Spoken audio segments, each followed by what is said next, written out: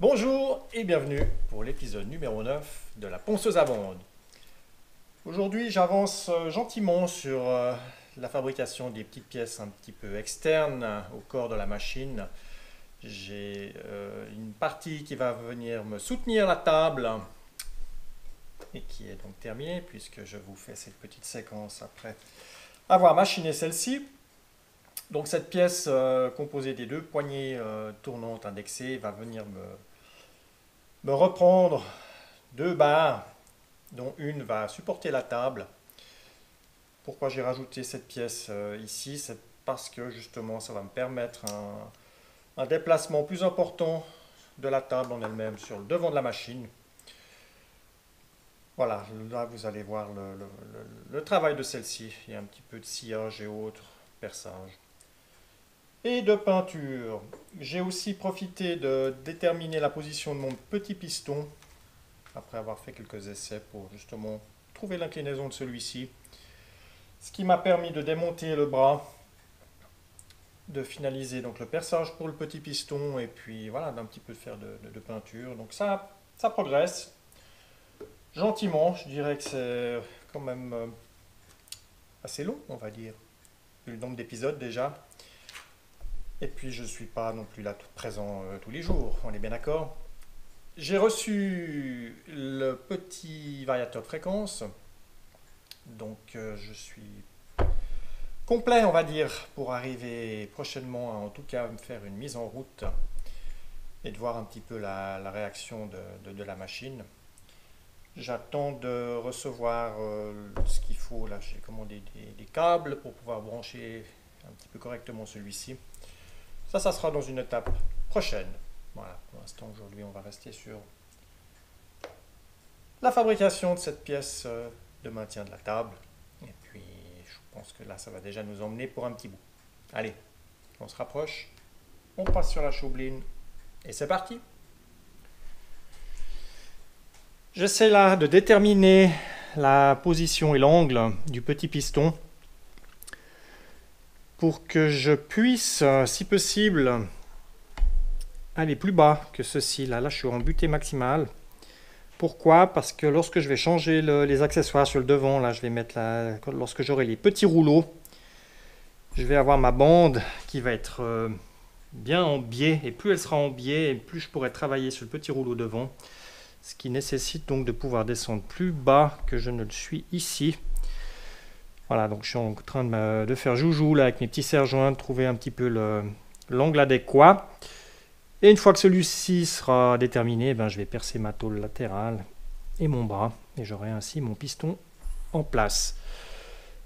Maintenant, voilà, la force de ceci est correcte. Donc, Guy Fontaine, tu m'avais envoyé un petit commentaire. Effectivement, j'avais lu sur celui-ci 15 newtons, mais c'est 150, c'est bien juste. 15 newtons faisant 1,5 kg de pression, ça aurait été un petit peu faible. Donc ils sont bien marqués 150 newtons, ce qui équivaut aux alentours de 15 kg de poussée. Alors comme je l'ai dit, j'en ai un qui est plutôt autour des 12, et celui-ci des 17. Ce qui est pas plus mal, ça me laisse en fait encore la possibilité d'intervertir ceci si vraiment là je fais qu'une poussée trop faible parce qu'il sera trop incliné ou trop forte, voilà, je peux intervertir. Mais là ça m'a l'air bien. Ça m'a l'air bien, donc voilà, je finis de chercher un tout petit peu plus correctement la position de celui-ci. Je vais donc après percer la tôle, tac tac, j'aurai donc le piston en place. Je pourrais ainsi démonter mon bras, finir de dresser là sur la mise en place là, de ma petite pièce articulée. Et je vais aussi pouvoir donc faire les trous dans celle-ci.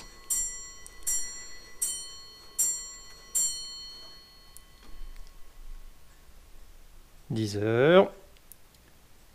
Ensuite, j'aimerais arriver à mettre en place mes poignée indexée pour pouvoir justement bloquer le bras. Donc il va falloir que je perce encore une fois la tôle à cet emplacement, ce qui me fait peut-être dire que je vais finalement tout de même redémonter tout ceci une fois pour pouvoir être à plat sur ma fraiseuse et peut-être faire des trous un tout petit peu plus précisément là par rapport aux intervalles et à l'alignement. Je vais juste apprêter un petit peu le dessus ici. C'est là où je vais venir fixer donc la pièce articulée. Je vais mettre 2 vis en M6. Je pense que ça devrait suffire.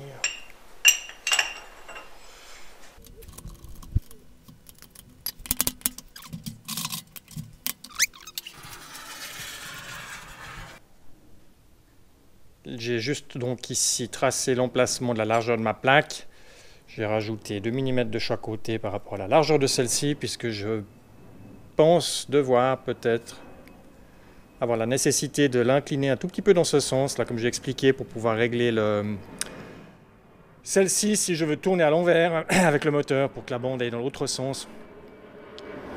C'est des fois nécessaire de pouvoir l'ajuster un tout petit peu dans ce plan-là.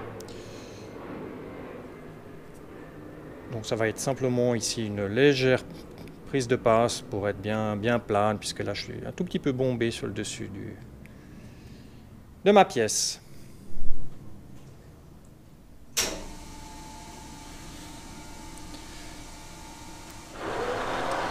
Alors 422 tours minute. Je vais venir chercher mon 0 sur le Z.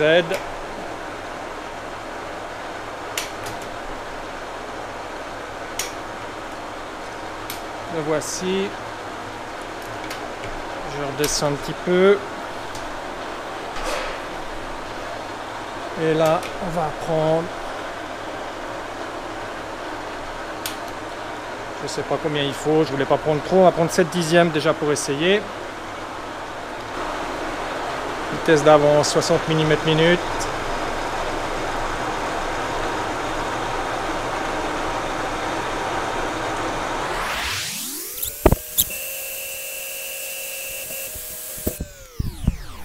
Voilà, parfait.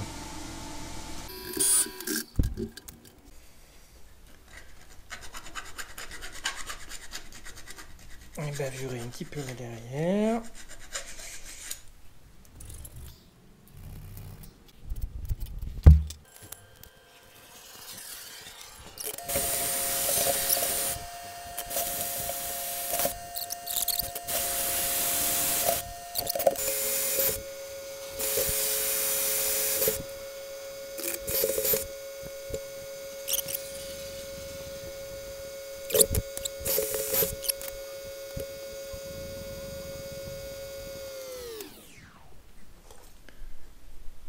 Il va me rester donc à préparer ici dans ma plaque les 2 trous pour laisser passer mes vis. Et j'aurai le petit jeu latéral ici nécessaire aussi. Allez, je fais ça.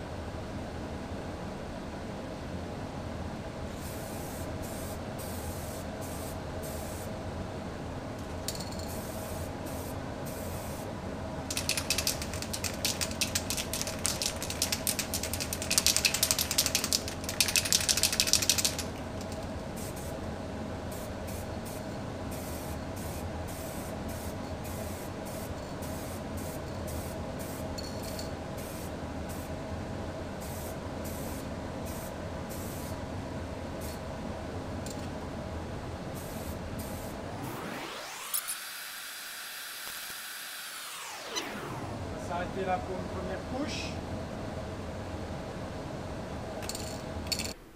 J'ai tracé l'axe du bras qui vient dessous. Je vais reporter ces 2 points là. J'ai l'anthrax.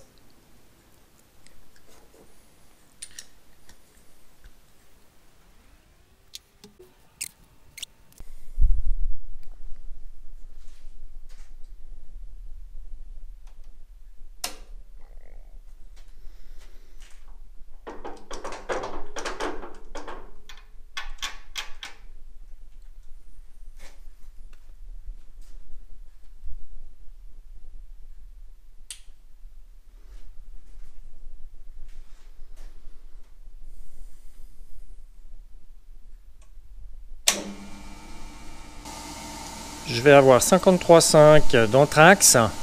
Je vais donc venir chercher le centre de ma pièce pour ensuite diviser 53,5 par 2 et aller de chaque côté de la distance nécessaire.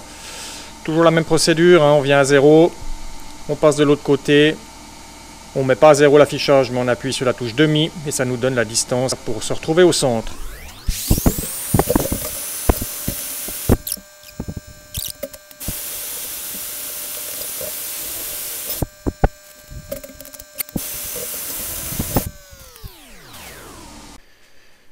Je pense peut-être ne faire qu'un trou oblong, et puisqu'il faut juste pouvoir la pivoter un tout petit peu sur son axe. Je vais donc utiliser ma petite butée là. Comme ça je fais un trou oblong, je vais aller tester. Et si ça ne fait pas, je reviendrai valiser le deuxième trou. Mais pour l'instant, je vais en faire que un. Là, je suis à la vitesse de rotation de broche maximale, 1510 tours minute.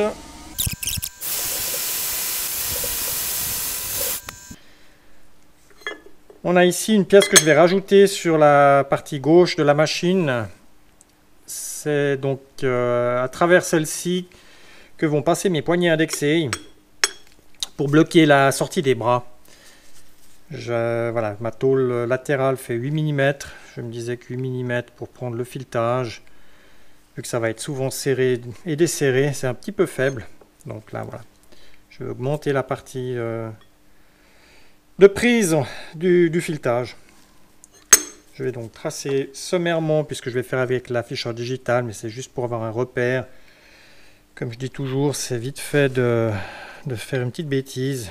Donc voilà, une fois que la mèche arrivera en position à l'aide de l'afficheur digital, si elle ne tombe pas sur mon petit trait, c'est que je serai faux quelque part.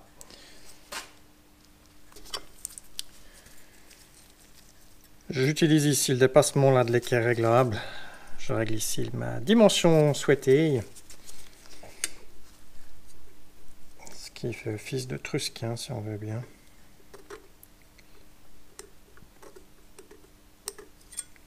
Alors 35. Ensuite j'ai 90.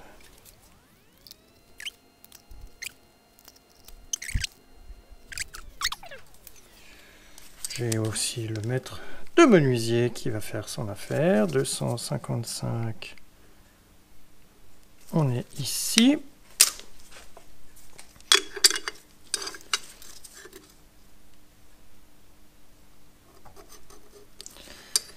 Voici, donc là j'ai mes 3 emplacements pour mes 5 emplacements pour mes poignées indexées. Cette plaque, je vais la fixer sur le côté avec des petites vis à tête fraisée en M6. Je pense que je vais en mettre 2 en haut, 2 au milieu et 2 en bas.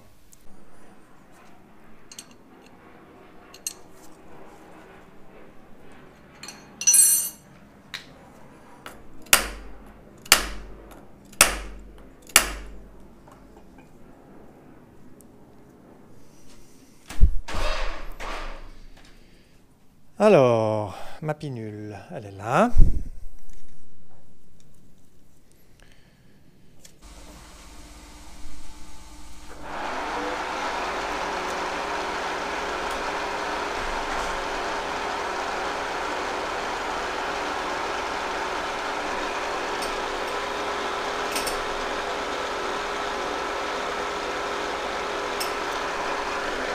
Voici X à 0. On avance de 2 mm tout de suite. Comme ça, on n'oublie pas. Voici. Et là, je me remets une deuxième fois 0. Je vais faire ici... Qu'est-ce que j'ai dit? 9, 9. Ouais, je pense que ça serait pas mal. J'aime bien les chiffres ronds. On va dire 10, 10.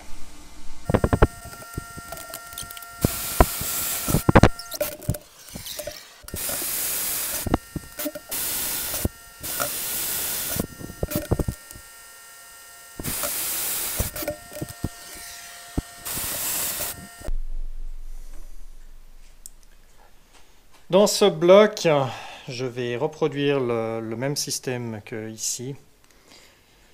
Celui-ci va venir supporter en fait la table d'appui pour poncer.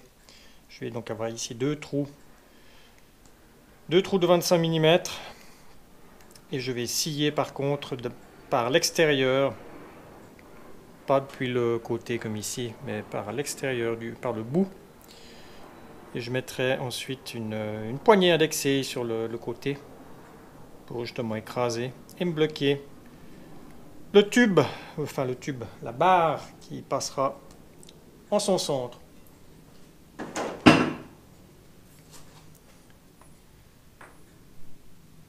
Alors, je vais me mettre suffisamment loin pour pas toucher mes cales.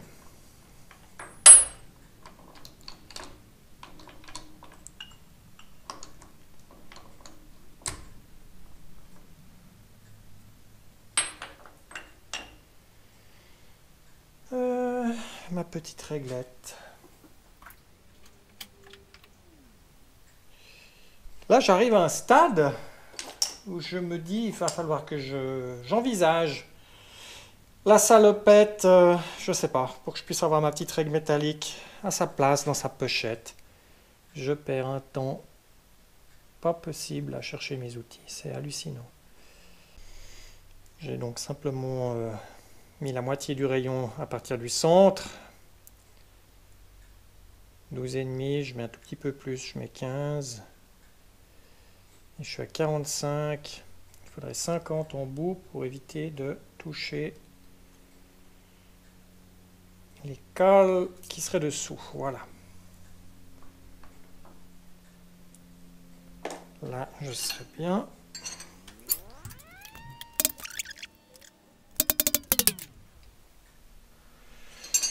Ça ne me plaît pas.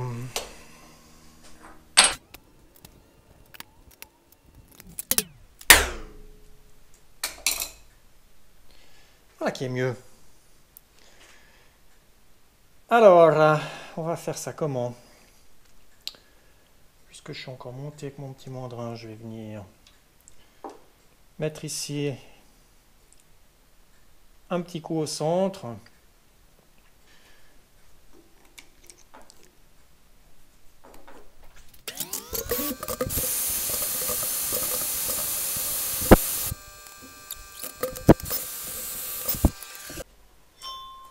Je vais venir monter une mèche de 2/16 sur un cône morse 2. Et là j'ai l'adaptateur S140 cône morse 2.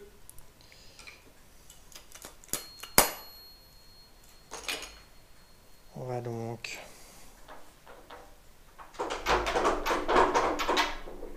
changer ça.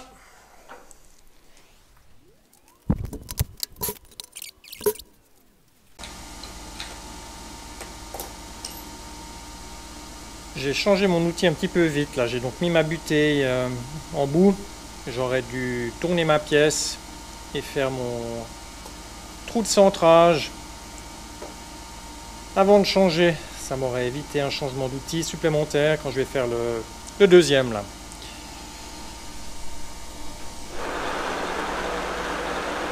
Je suis à 340 tours minute pour un avant-trou à 16. On va voir si ça le fait ou pas.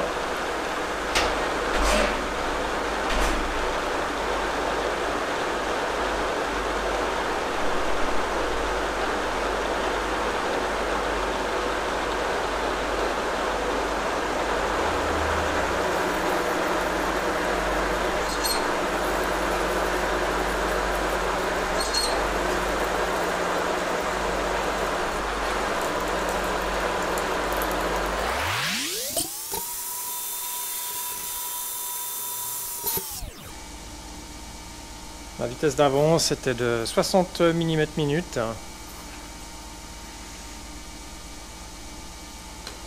Ça m'a l'air d'avoir été pas mal. Alors c'est là, si j'avais fait mon avant-trou avant, que j'aurais gagné du temps. On va essayer de faire quelque chose.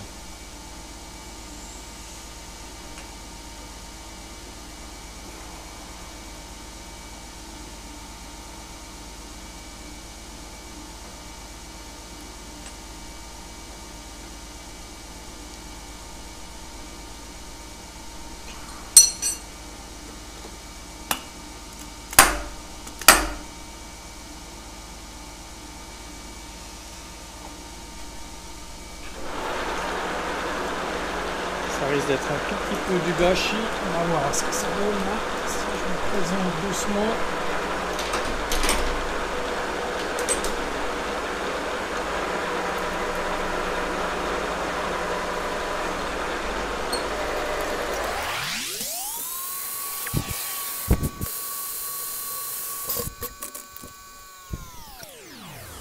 Mèche de 25. Sur un coup de morse 4.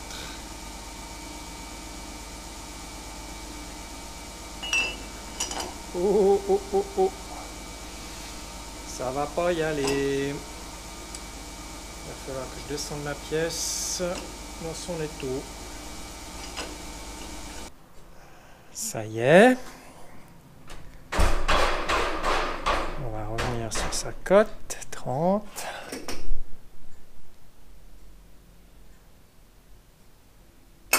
Voici.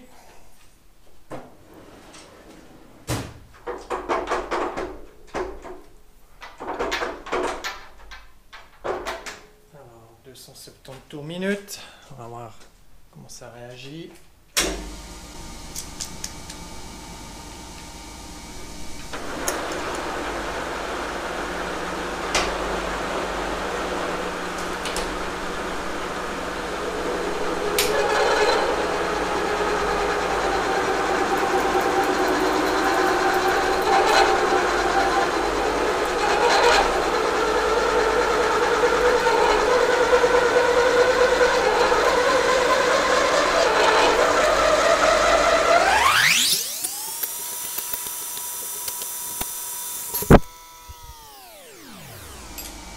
Parfait, le premier est fait. Rebolote de l'autre côté.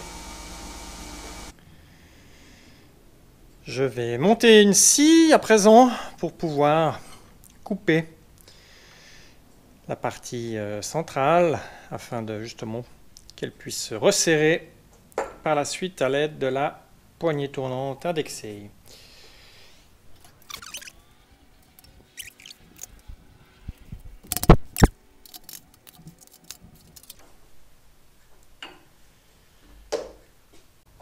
Alors là, je touche Z à 0.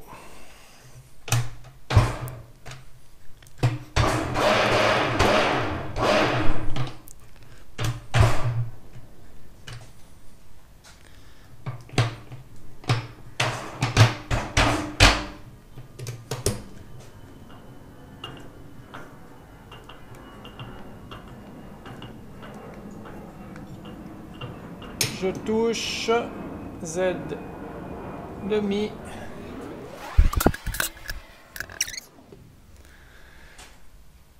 Maintenant, il va falloir que je calcule un tout petit peu correctement là, mes vitesses de rotation.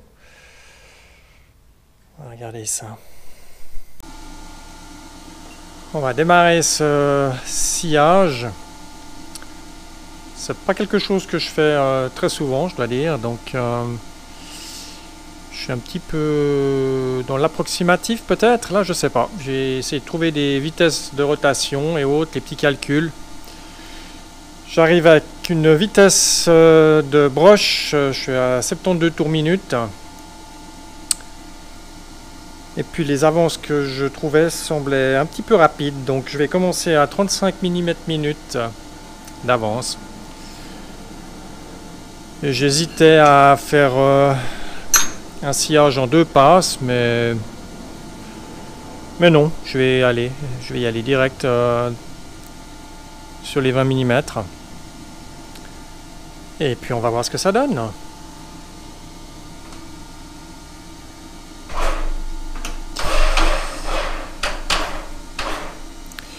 Alors ce que j'aurais pu faire, c'était peut-être déjà juste me rapprocher pour avoir une estimation.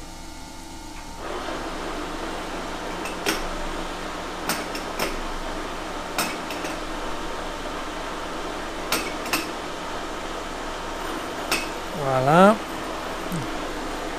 Le X à 0.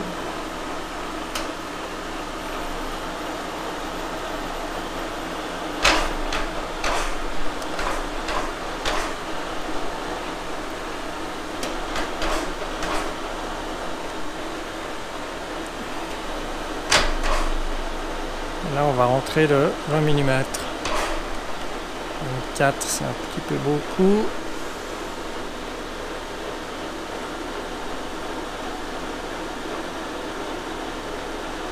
Voilà, 21.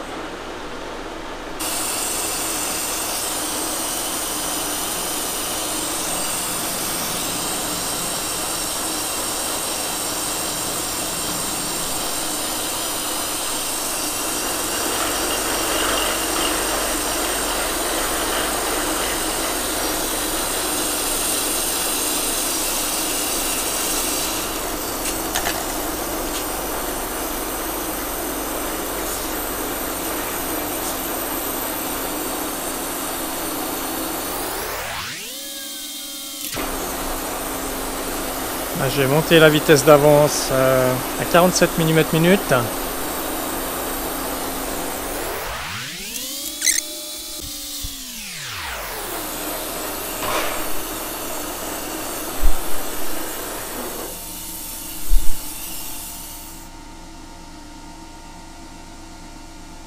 Ok, ben voilà qui s'est bien passé.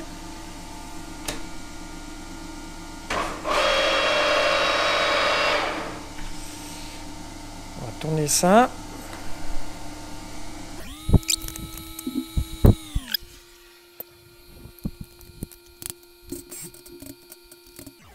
Allez, numéro 2.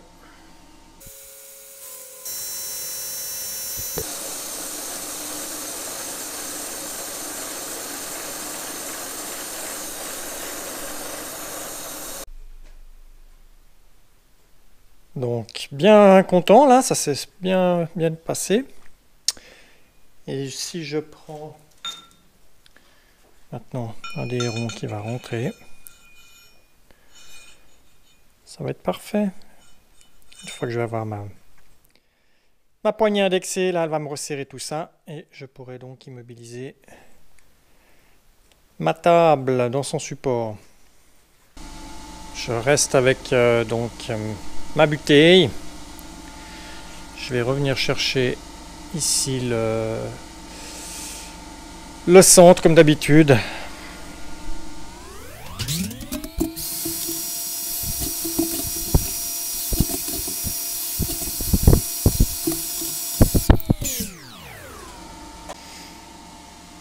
Me voici en position. Là j'ai donc une mèche de 8,5. Je vais percer de part en part pour ensuite éviter de tarauder de part en part, puisque je n'ai pas besoin dans la partie supérieure. Là je vais avoir ma vis, donc je vais repercer à 10 dans la moitié supérieure et après je tarauderai juste la partie du dessous. Je vais essayer de me présenter sans faire un trou de centrage. On va voir si ça va y aller ou pas. On va tout doucement.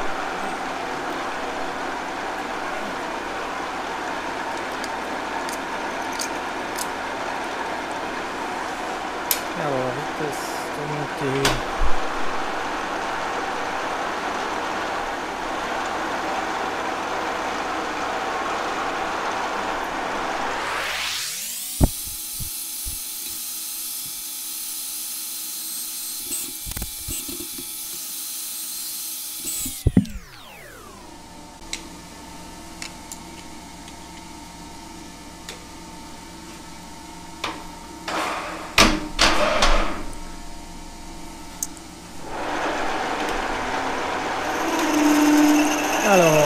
Z à 0.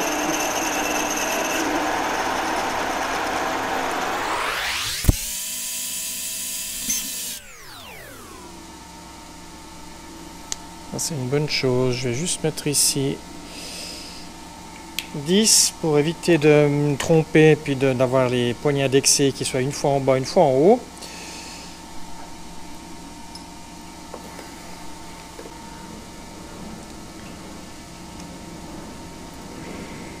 Il aurait dû juste passer le coco là, parce que j'ai percé à 10 juste.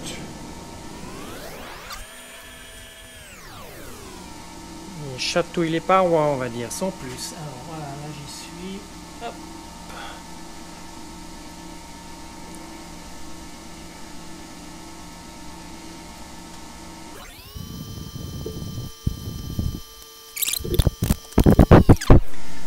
Alors, ce qu'on va éviter de faire, c'est de tourner la pièce dans le mauvais sens.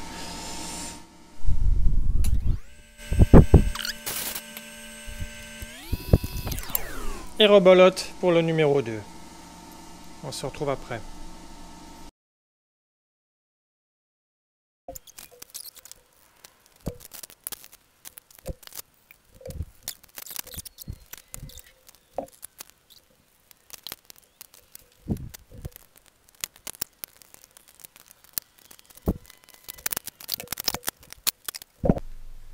J'essaye de voir un petit peu comment je vais positionner ceci.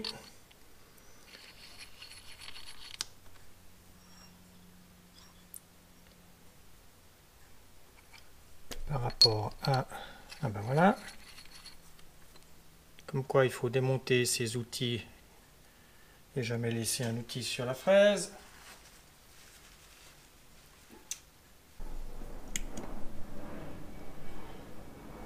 Morale de l'histoire, on ne laisse jamais un outil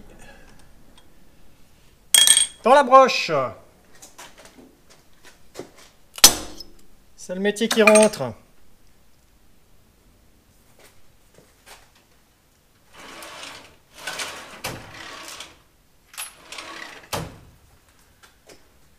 Alors, ouais, ça a quand même bien pissé.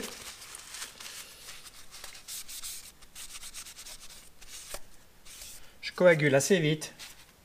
J'ai du bol. Allez, on va venir positionner ça là-dessus. Hybrider pour commencer les différents perçages et taraudages.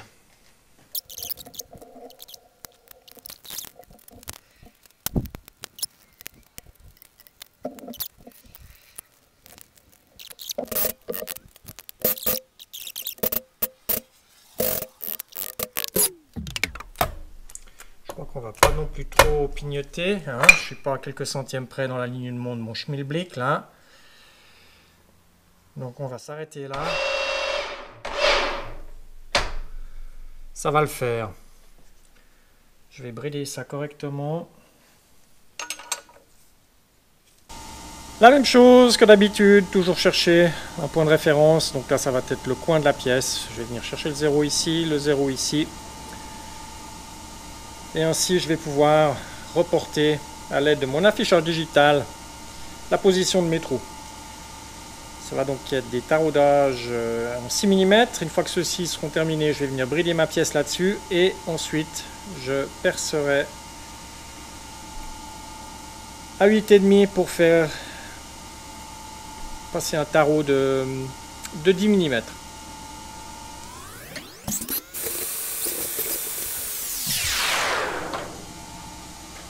Pas oublier de rétracter chaque fois 2 mm, hein, puisqu'on a 4 sur le bout de la pinule. Une petite vérification supplémentaire, ça fait pas de mal. J'ai simplement mis ma pièce et passé la mèche à travers le premier trou, repris quelques petites dimensions, voir si c'était correct, ce qui est le cas. Je vais donc pouvoir attaquer le perçage.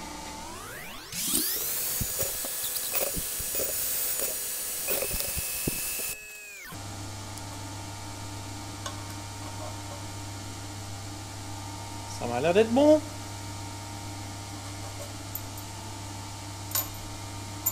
Deux petits forêts de 5 là dans chaque trou.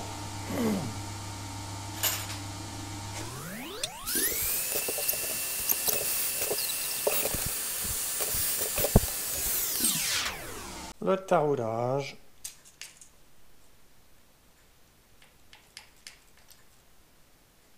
Je suis sur celui-ci.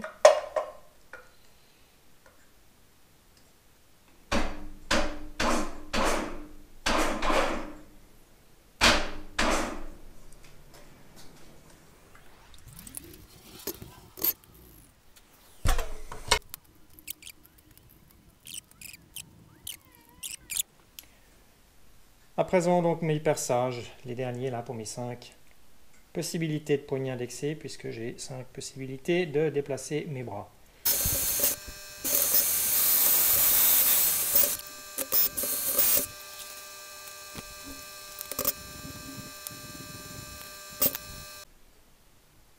Je vais donc terminer les 4 autres trous et taraudages qu'il me reste à faire. C'est donc plus logique et plus rapide, on va dire, de rester en position lorsqu'on est en face d'un trou. J'aurais gagné certainement du temps là sur mon précédent petit machinage. On est en face, on finalise, hein, on perce, fraisage, taraudage. Une fois que ceci sera terminé, je vais casser les angles de cette pièce, bien la dégraisser, la peindre en bleu comme le reste des tôles. Je vais en profiter aussi de redonner un petit coup sur celles-ci, puisqu'elles ont été un petit peu marquées depuis les différentes manipulations que j'ai faites sur celle-ci. Je n'ai d'ailleurs même pas mis une deuxième couche, donc ça sera l'occasion. Remontage de tout ceci, et je pense que l'on va pouvoir prochainement se retrouver pour un essai avec la machine en pleine fonction. Je le pense. Est-ce que j'en suis vraiment sûr?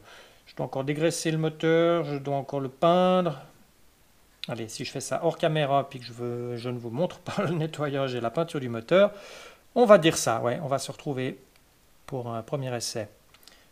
On pourra aussi tester et voir un petit peu le variateur de fréquence que j'ai reçu de Chine, bien sûr, et je l'ai trouvé à un prix défiant toute concurrence, moins de... Qu'est-ce que j'ai dû payer? Il faudra que je regarde, pas que je vous dise des bêtises, mais je crois qu'avec le port et les taxes, j'ai dû le recevoir juste aux alentours d'une centaine de francs suisses. Je vous donnerai les détails de tout ceci, on verra ce qu'il vaut. Et je vous dis à tout bientôt pour le prochain épisode. Allez, salut!